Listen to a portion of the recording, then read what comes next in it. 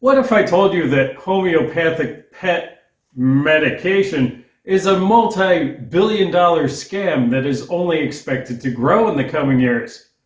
And what if I told you that there were reasons to believe that pet homeopathic medication is actually a medical and ethical step worse than human homeopathic medication?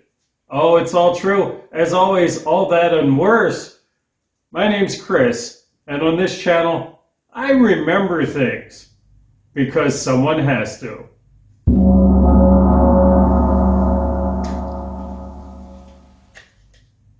I'm going to start this video with a somewhat strange announcement, and not the first time I've mentioned this for the purposes of these videos, but I am from Philadelphia, of and from the city of Philadelphia, Pennsylvania, which means that I have a non-standard normal pronunciation of the word W-A-T-E-R. I normally say wooder, like my parents before me and their parents before them, and I will alter that the best I can to pronounce it water, like a normal average American, so that you folks out there in Ohio can understand what the heck I'm saying. It'll also come up because I'm going to make reference to an institution which happens to be located in Philadelphia later in the video. I'll also mention that we moved to Europe a couple of years ago. We live here full time now, and one of our kitty cats became ill, unfortunately, and we went to a veterinarian that was highly recommended to us by a neighbor, and that neighbor is into a lot of natural stuff. She recommended this veterinarian because she didn't seem to reach for the pharmaceutical lever overly fast and believed in some natural remedies. Okay, so we take our cat to her, which did the cat no particular good. One of the things that we were prescribed for the cat, and I will use that word in the loosest sense possible, is this Engistol, which when we got it home and I started reading the instructions, it says that it's a homeopathic pet medicine, and my immediate thought was, oh, okay, so that veterinarian is an idiot and is a fraud, and we will not be going back to that quack because we got a very cheap little bottle of pills here, which are just basically they may as well be sugar pills. They're all filler. This contains, like all homeopathic quote-unquote medication, no active ingredients. No active ingredients at all. As the late, great fraud detector James Randi pointed out, if you're not taking any homeopathic medication right now, then you're actually overdosing on it. It could be dangerous. We should review what homeopathy is. There was a numbnuts in Germany, or what becomes Germany, in the 18th century, named Samuel Hahnemann. And in 1796, Hahnemann began publishing his Looney Tunes hypotheses about the concept that likes cure likes. Likes cure likes. This is a magical thinking approach to medicine. I might say, first of all, that the man graduated from medical school in the last decade of the 18th century. So if I just said that and stopped the video there and you knew that homeopathy came from Samuel Hahnemann, who graduated medical school in the 1790s, that alone would probably be reason to stop paying attention to anything that these people say, because you probably shouldn't be getting your medical advice from the 1790s. But it's steps worse than that. It always is on this channel, because the other people who graduated from medical school in the 1790s looked at this guy and thought that he had a screw loose. In 1796, he comes out with his developed somewhat idea of likes cure likes, meaning that we're going to look at the symptoms. This is going to be driven by symptoms, not by causes, which is already magical thinking in terrible medicine. We're going to be looking at the symptoms that you have, and the way to cure those symptoms is to give you very tiny amounts, expose you to teeny tiny amounts of a substance that occurs in nature which causes the same symptoms. This is somewhat like saying, I have just suffered a blow to the head with an aluminum softball bat. So what I'm going to do then is I'm going to take a teeny tiny little hammer and gently doink you on the head in the same spot, because I've just exposed you in a very small fashion to the same trauma that you experienced from the baseball bat. There may be some people defending homeopathy who think that that's an unfair comparison. I would say that if that's all the harm that we were doing, that would actually be an upgrade. I'll give you some ideas of some real world examples of what these people prescribe. And you may notice that they use Latin. There's a heavy use of Latin here because for some reason, if you shovel the BS but you shovel it in Latin,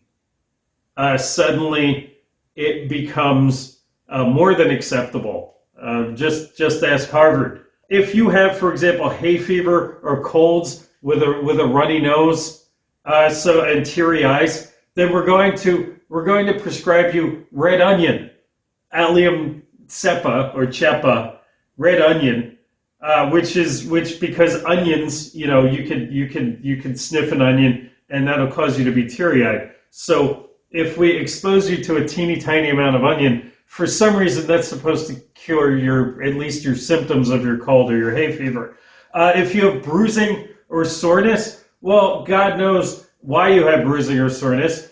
You could have some very serious diseases with those as symptoms. However, what we're going to do if we're a homeopath is we're going to apply Arnica montana or the mountain daisy, because the mountain daisy exposure will cause bruising and soreness. Belladonna deadly nightshade. Deadly nightshade induces fever, throbbing pain, and redness. So if you have high fever, if you have headaches or inflammation with similar traits, we're going to expose you to a teeny tiny dose of deadly nightshade, and that should make you feel better. Let's say you're stung by a bee. Well, if you're stung by a bee, then nearly 100% of what's causing you the problem is bee venom. So the homeopathic remedy is to expose you to a teeny tiny more bee venom. If you have hyperactivity or insomnia, then we're going to expose you to unroasted coffee beans in a teeny tiny amount. Effectively, your cure for insomnia is being served the world's smallest and weakest espresso. We're already talking about a level of idiocy where saying that the cure for an illness with God knows what the underlying root cause is. You may have, the chlamydia might be causing you to have red, sore, dripping eyes, so exposing you to a tiny amount of onion is not going to help.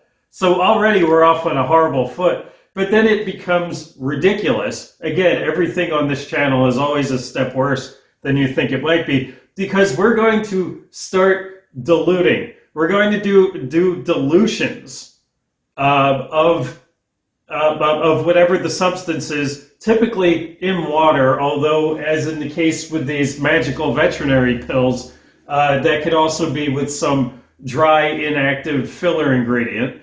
And we're going to start doing parts per 100, parts per 1,000, parts per million, parts per billion, parts per trillion. You get the idea.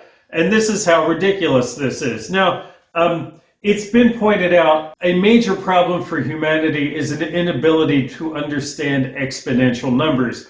In most cases, that's usually because of the exponential numbers becoming larger. For example, mom might get sucked into a multi-level marketing scheme selling worthless yoga tights because she doesn't understand that she's one of the bottom feeders pushing money up the pyramid scheme, and that in order for her to actually make money, she would need to sign up basically all of the bacteria on Earth. Each bacterium would have to have its own yoga pants starter kit that they buy from her in order for her to start seeing any returns in the MLM. That's an inability to understand exponentially larger numbers going down the pyramid. The problem with homeopathy is that most people do not understand exponentially smaller numbers either. With homeopathy, you're going to be told what the Latin name for the species, the genus and species of the naturally occurring substance that we're going to expose you to is. And then you're going to see a number in front of the letter C. And C stands for concentration. All right, so a concentration of 1C is 1 part in 100. It's 1%. It's a dilution in which, let's say that we juice an onion to get onion juice. Okay, if there's 1 drop of onion juice to 99 drops of water, then you're going to end up with a 1C concentration. And this pattern exponentially continues. You multiply the exponent by 2 per step that's counted by the number in front of a C. It becomes very quickly difficult for a human to understand the size of these numbers. At 10C, you're basically talking about statistically 0 molecules of what you're trying to expose to somebody still exist. You may remember Avogadro's constant, Avogadro's limit from high school chemistry. You had to know that for a quiz at some point, in which you're talking about molecular concentration. Okay, and at 6C to 12C, you're talking about statistically there are no more molecules of the onion in the little vial of water that you are now being given as a medicine. At 6C, you are statistically probably at 0 molecules. At 12C, there are no original molecules of the onion juice in your little vial of water. You are now overpaying for a small vial of water, and will be drinking water that is probably less clean and has been sitting on a shelf longer than the spring water you could buy or the Aquafina or whatever that's on the shelf. You're better off just drinking that. At 30C, which is a common potency for medications from a homeopath, at 30C, it is the equivalent to 1 molecule of the onion juice being in all the waters of all of Earth's oceans at the same time. Now, the homeopath believes that the higher the concentration number, in other words, the fewer molecules there are, the greater the potency, thereby the belief that if you don't take homeopathic medication at all, then you're overdosing on all of them at once. At 60C, which is something that a homeopath might actually prescribe, thinking that this is higher potency, you would actually have 1 molecule in a sphere the size of the observable universe. You may have noticed that I had a beer behind me. I don't know about you, but after that, I could certainly use a drink. Just going to have one of Italy's most popular beers here, Birra Moretti. Yes, the original recipe. And that original recipe probably doesn't contain much that's used in homeopathic medicine, like bee venom or onion. But I'm gonna take a swig. There we go. I have almost certainly drank a higher dosage in real life of onion and bee venom and God knows what else, just having a sip of this beer, than anybody can get out of any homeopathic remedy. It's that ridiculous. I don't know about you, but after finding all of this out, I can certainly use a drink. Something I find disturbing is that the homeopath seems to live in this zone also occupied by people who are looking for natural or herbal remedies used in traditional medicine and mixing that with modern medicine. And I have no problem with that. In fact, we've learned a lot from shaman, from root doctors, from traditional medicine. There are a lot of pharmaceutical companies that are out, in the Amazon talking to local tribespeople and collecting plant samples because they want to know what those next drugs are that are going to come from the plant world that developed on their own in nature through millions of years of evolution. And there are a lot of people who are living in traditional cultures who are doing, I would argue, are actually just doing science. They're doing applied medicine. They're doing science. They have noticed that a certain concentration of this herb or these two herbs mixed together has a pharmacological effect in the body. That is not what the homeopath is doing. All right, this is the opposite of real medicine. This is magical thinking. We're wishing with Tinkerbell, and we are not exposing you to enough of the substance for it to have any pharmacological effect. And thank goodness, because if you have chlamydia, you probably shouldn't be squeezing onion juice into your eyes. In 2020, the homeopathic pet medicine market was valued at over $100 million in the US, projected to expand at an annual rate of about 5% per year through 2031, according to transparencymarketresearch.com. And it's a massive business, and it's one that trades in people's inability to do math, people's inability to have paid overly much attention in high school chemistry. If they were fortunate enough to go to a school district, they could still afford chemistry. There are a lot of people out there with a lot of disadvantages, and there are a lot of people there who are living in poverty or on the edge of poverty, a lot of middle-class people who are making decisions. These scumbags are in a multi-billion-dollar industry in which they're willing to lie to people who love their pets and will put their pets first, who will forego their own real pharmaceutical medication or make changes to their bills in order to be able to afford something that's going to make their best friend, their dog, their cat, their potbelly pig, or their ferret feel better. People will put their pets in front of their own well-being in order to afford things. And when you sell them filler pills or a little old vial of water in a little plastic container, and it doesn't do anything for the pet at all, that makes me angry. It makes me want to get that aforementioned aluminum bat out. And there's a step here that I find to be worse than homeopathic medicines aimed at humans. Because believe it or not, as harsh as I am in these videos, I do try to be fair to the opposite point of view and see if they have any point to make at all. And there would be one very teeny tiny minor saving grace to giving an adult human with their current faculties intact a placebo. There is such a thing as the placebo effect.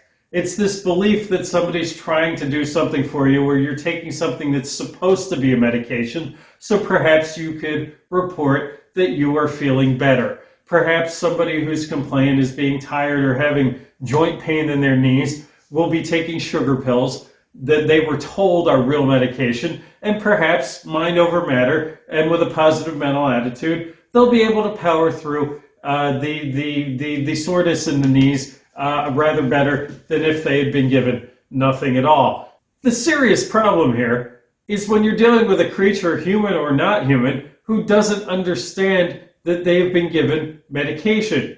If you put some of these drops in your dog's food, even if they were looking, but especially if they're not looking, the dog is not aware of the fact that they're supposed to be having a placebo effect. The dog doesn't know that your magic sugar water is supposed to be a medication and is supposed to make their joints feel better. The dog just wants to please you. The dog just wants to run alongside of you no matter how much their joints hurt.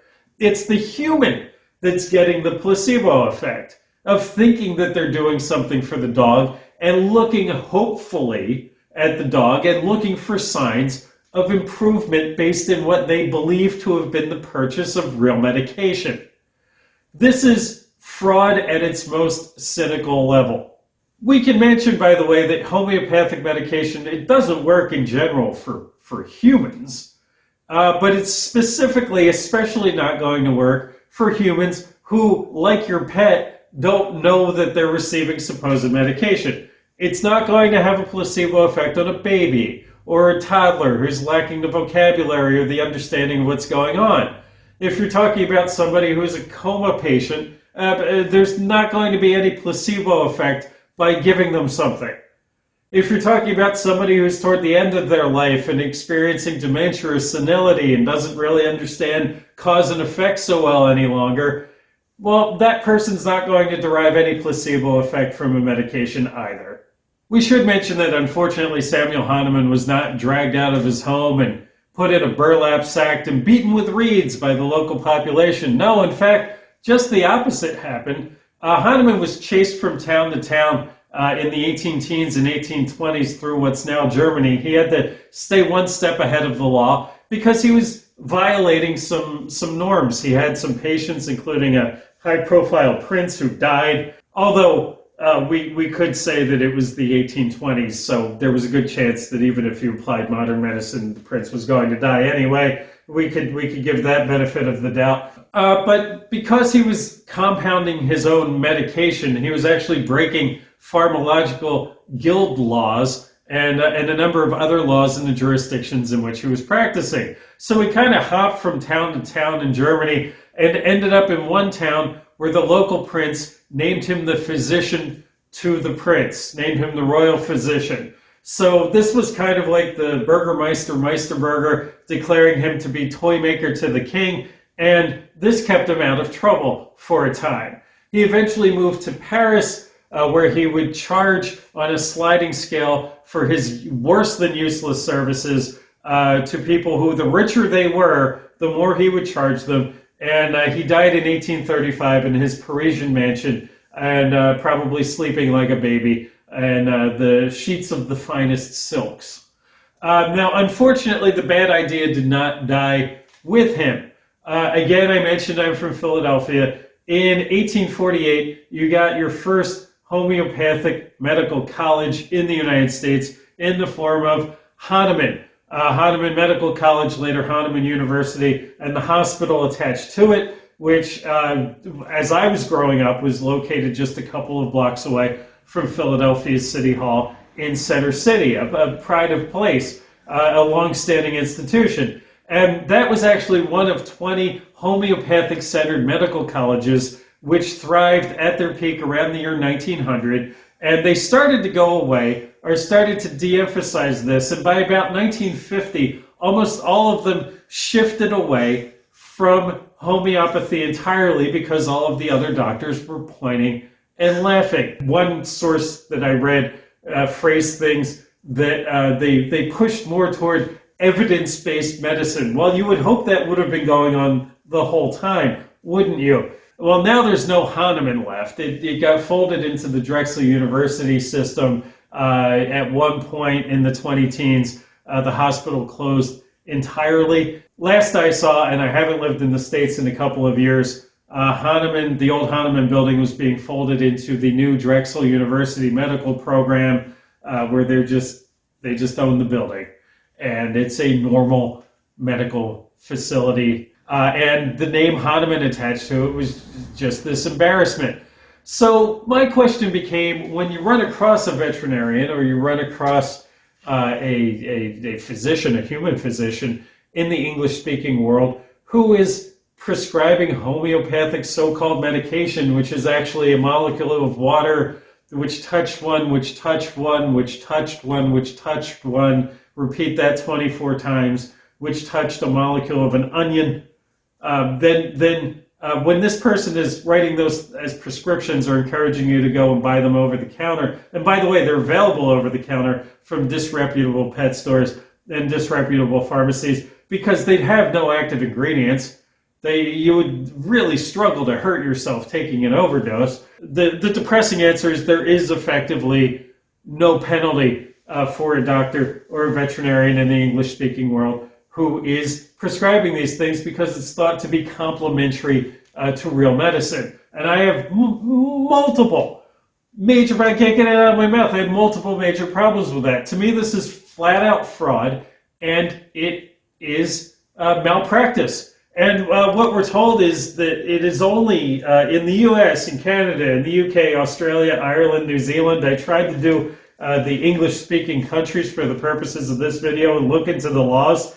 It looks like unless you are entirely substituting 100% the normal medical regimen as a medical doctor for only homeopathic remedies, that would be considered malpractice. But if you're encouraging people to spend money for no reason, in addition, for these useless products, then that is not considered malpractice. And part of the reason I have an enormous problem with that is it implies to me heavily that this is a doctor, somebody with a degree in medicine, and who has passed some sort of board examination in a state or a province, who does not understand basic chemistry, doesn't understand or doesn't believe or chooses to believe that basic chemical and medical principles are part of some conspiracy against the real truth. This is, to me, somewhat like finding out that your commercial airline pilot believes that Earth is a flat disk with an ice wall around the perimeter, or whatever it is that those idiots believe. It is not confidence-inspiring. As a practical matter, something that deeply disturbs me about both prescribing a real medication and this homeopathic sugar water is that the homeopathic nonsense is probably going to be a lot cheaper. And when people can't afford their medications, when people are on limited incomes and they're making tough choices both for their pets and for themselves, a lot of times they're going to choose the cheaper remedy, thinking that it's real medication, thinking that it's a real chemical compound that has real pharmacological effect. They might say, well, we can't afford both and afford to eat this month, so we're going to buy the vial of what turns out to just be past its shelf life tap water. That is malpractice. And I think that what we need to do is we need to have a campaign as consumers and as citizens that if you are practicing homeopathic anything, as a veterinarian, a medical doctor, a dentist, or anything that's licensed, you need to have your license revoked. We need to change state laws, provincial laws, national laws to recognize that these people are quacks. And they need to be not doing those jobs. They maybe need to be asking you if you want fries with that. And by fries, you mean the whole container of fries and not a glass of water which touched a glass of water which touched a fry. I think we need to boycott pet stores that are selling homeopathic pet remedies to the unsuspecting public. It's quackery. It is taking advantage of people. It is a fraud, and it is a lie. And those are products that need to come off the shelf, or maybe we need to stop shopping at stores that stock quackery that does real harm. Anyway, if you enjoyed my content, and as much as anybody can enjoy my content, I hope you like and subscribe and share with a friend and get the message out there. I cover all sorts of topics about things that we know at some level as a society. We know these things, but we've just chosen selectively to forget. Here at Ignored Facts, we like to take a crack at quackery, and we like to remember actual science and real history. We like to remember the actualities of things, and that's often unpleasant. But right now, I'm just gonna have a beer. See you guys next time. Cheers.